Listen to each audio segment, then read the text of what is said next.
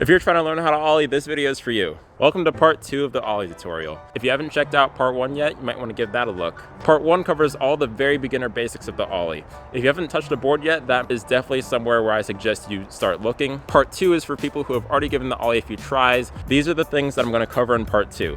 Common problems and how to fix them, and how to further improve your Ollie, such as how to Ollie higher, faster, and further. All right, let's get right into it. So I just found out my mic kind of fell apart on me. I'm really hoping it still works. Hello, are you twerking? All right, I think we're good. All right, now you've landed a few Ollies. These are some common problems that you may have run into, and this is how to fix them. So a lot of these are problems that I and my friends have encountered ourselves, and I also put in a post on Instagram asking you guys what are the common problems that you guys have with Ollies, and I'm gonna cover those as well. So when you first step on your board and try your first Ollie, the most common problem you will have is probably that the board just won't get off the ground. There's something going on with the pop that isn't making the board come up. So there could be a number of different things that are causing this problem. It could be foot positioning, but more likely it's either timing or a problem in the actual pop and the flicking of the back foot. Because a lot of people, when they just watch a Braille video and they say you have to touch your tail to the ground, all they do is they just slam their back foot down to get the tail to touch the ground, and they think that's part of the Ollie, but really it's a jump with the flick of the back foot. Next common problem that you might get to, you'll get the board in the air, but the board won't level out. Then that means there's a problem with your front foot. It's either not sliding or it is sliding and you're just not pushing the nose forward. So what I did to overcome this problem is doing that Braille practice step, doing the drag of your front foot up the board, just so you can get that muscle memory of what it feels like. And then once you get to the nose, practice extending your foot way past the tip of the nose. Exaggerate it. In reality, your front foot isn't going to go that far out, but you want to get that muscle memory of, okay, once my foot drags up the top, I need to push my front foot forward a little bit. A problem that you might have now at this point that you've gotten the board to pop up in the air and level out, maybe the board just won't stay with you. Like the board just goes everywhere. It doesn't want to stay under you. For example, you could keep landing ahead of the board or behind the board. This is almost always a problem with not having a well-balanced Ollie. It all comes from the jump and the setup. You need to jump balanced off your board so that you can stay balanced in the air and land balanced. If when you're jumping, you feel off balance, you're gonna end up landing either front foot heavy or back foot heavy. If you're landing too far over the nose, try putting more of your weight on your back foot when you jump. And vice versa, if you keep landing too far back, try leaning a little bit forward.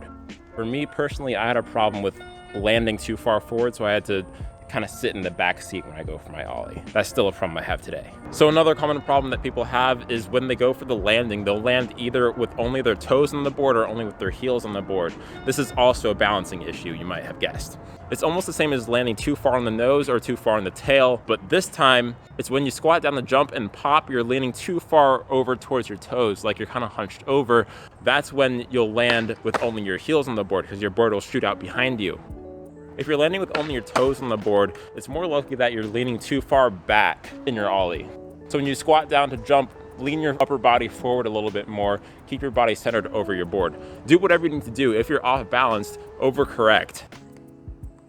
The next problem is maybe you can only commit for one foot to land on the board. Now this is really weird because your board doesn't do anything too crazy in an Ollie. And in the world of skateboarding, I'm talking, it doesn't flip, it doesn't spin. It's a simple motion of the board. So this is almost always a mental thing.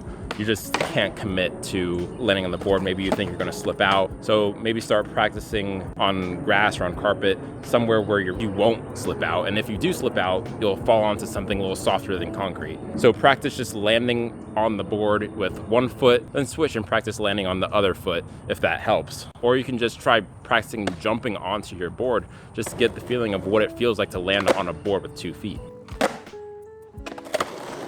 Another problem is that your front foot may just fly off the end of the nose. This is a problem that I was having, not with flat ground Ollies, but actually Ollies on an incline. So I found that the reason this happens is because my front foot is way too close to the nose when I go for my Ollie, so that when I need to move my foot to drag my foot up the board and kind of pull the board with me, I'm already running out of room and my front foot just goes right off the end and I lose my board and it looks really embarrassing.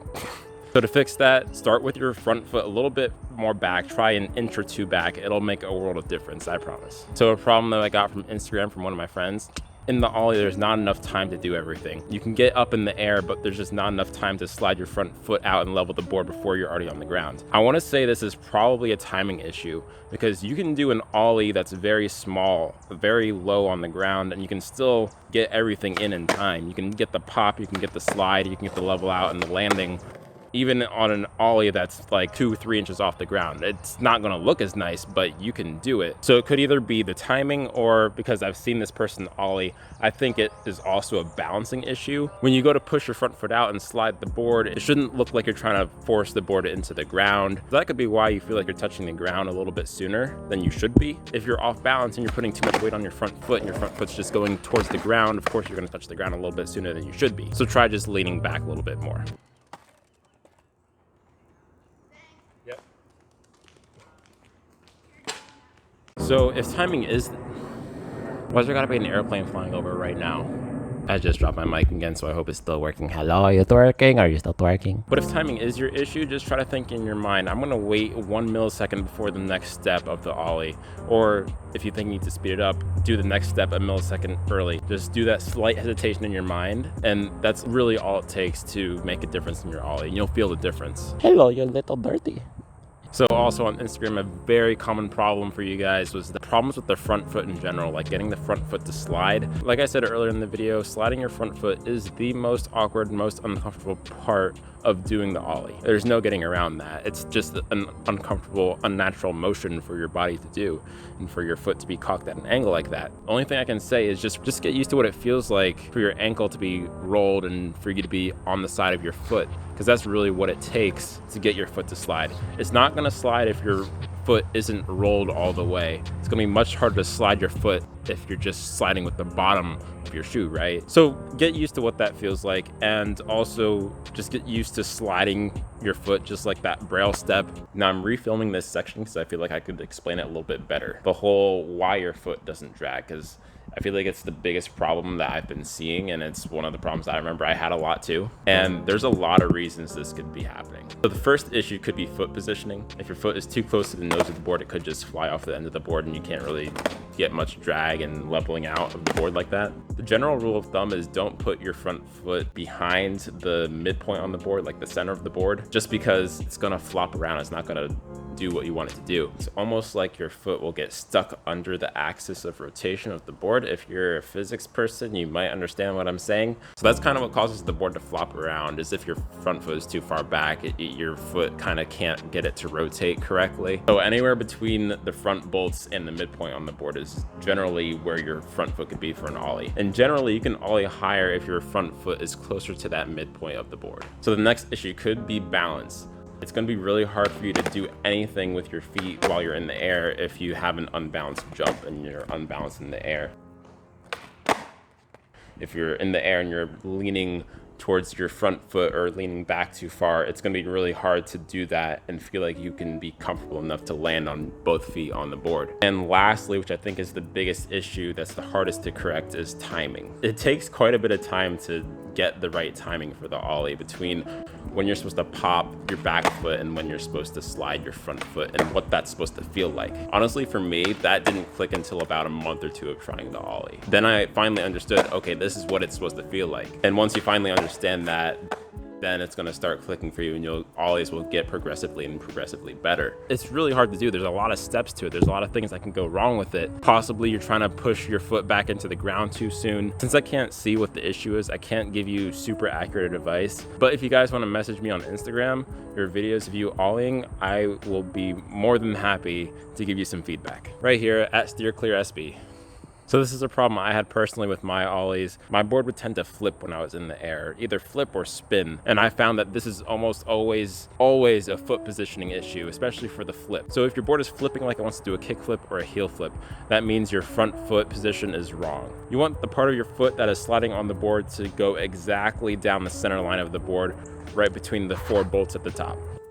If your board tends to flip like a kick flip when you're trying to ollie, that means that your front foot is a little bit too far behind you, too far towards your heel side. Because when you go to push that front foot forward and your foot is off center, then that is what causes the flip. And likewise, if your board is starting to heel flip, that means the part of your foot that is sliding on the board is a little bit too far to your toe side, a little bit too far ahead of you. So just try to change your foot positioning, see if that changes how the board rotates. If your foot positioning isn't consistent, it's going to be really hard to tell what exactly is the problem. So if your board is spinning like a pop shove or front shove, that's almost always a problem with your back foot. So again, just like with the kick flip and heel flip, if your board is doing a pop shove it motion, that means your back foot is too far into your toe side pocket, so bring it back. And if your board is doing the front shove it motion, that means that your back foot is too far in the heel side pocket, so bring it forward a little bit. So here's another really common problem from Instagram. So you may be popping the board really hard,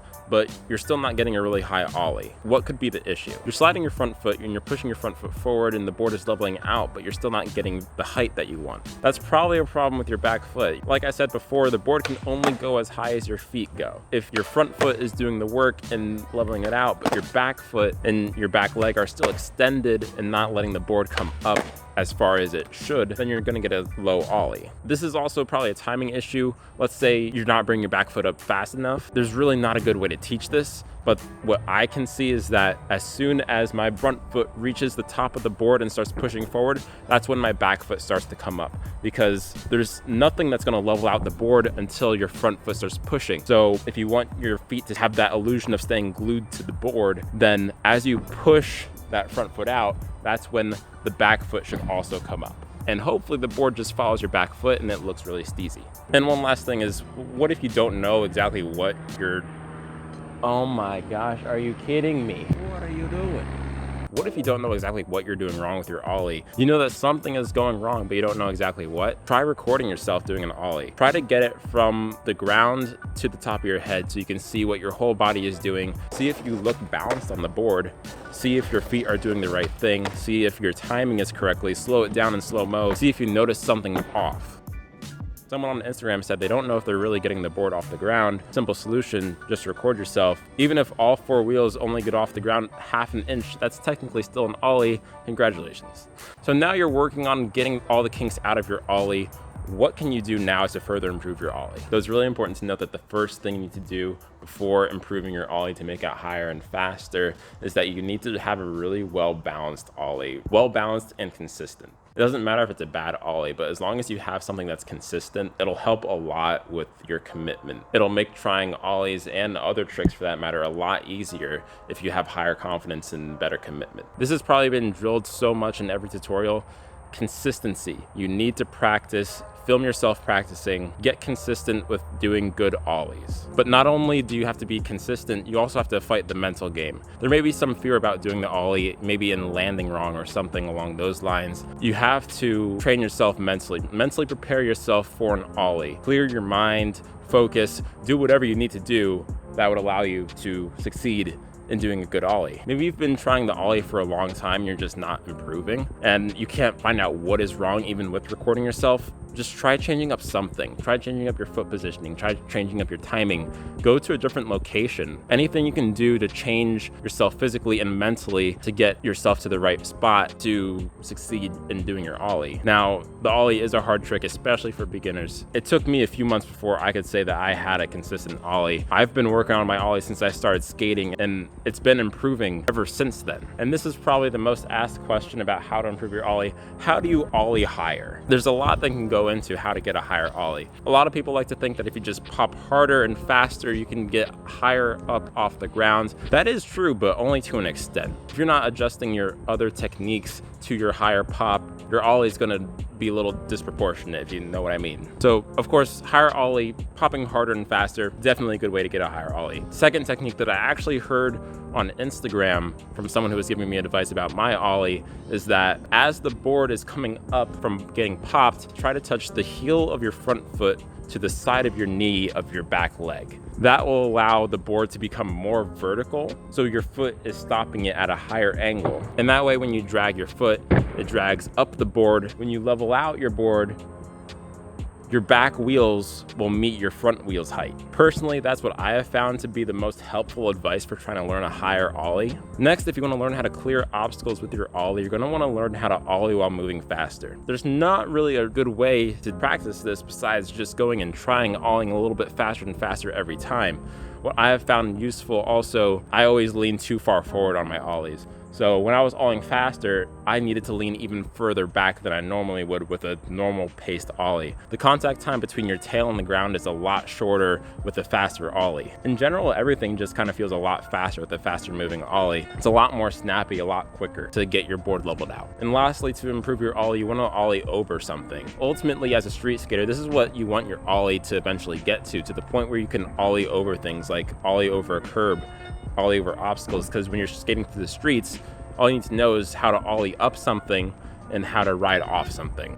That'll get you through the streets wherever you need to go. So once you get faster moving ollies, that's definitely the first step to clear something. Just practice clearing something small, like something even non-existent that won't stop you from rolling, like a sidewalk crack or a line on the ground. Just practice clearing that. Even try going to an outdoor basketball court with lines on the ground. Try to clear those lines. Once you feel confident, try something small like a stick. Eventually you want to start testing how high you can ollie and also how far you can ollie. You can try laying a board face down on the ground. That'll help you learn how to ollie a little bit further, and then you can stand it up on its side to learn how to ollie a little bit higher. Again, do everything on a gradient, do everything slowly and at your own pace. Don't do anything that you don't feel comfortable with. Ultimately, if you don't feel comfortable doing something and attempting to move up and improve your ollie, you could injure yourself. So guys, have fun with trying your ollies. I hope this has been an eye-opening video. I try to make this as in-depth and in detail as possible, but if you guys do have trouble with your ollies still, you can send me a video on Instagram at SteerClearSB. I would love to look at them and give you some feedback. That's something I actually really love to do. Thanks for watching this video, guys. If this helped you, go ahead and leave a like. If you like this kind of content, go ahead and subscribe, leave a comment below. Is there anything that I missed? Let me know. And again, I can help you guys better if I can see your ollies. If you want to message me on Instagram at SteerClearSB, I can take a look at your videos, give you guys some feedback. I really appreciate you guys taking the time to watch my videos. I've been reading all the comments of the part 1 of the ollie tutorial, and I really appreciate your guys' kind words. Remember, stay home, stay healthy, stay safe, steer clear, we out.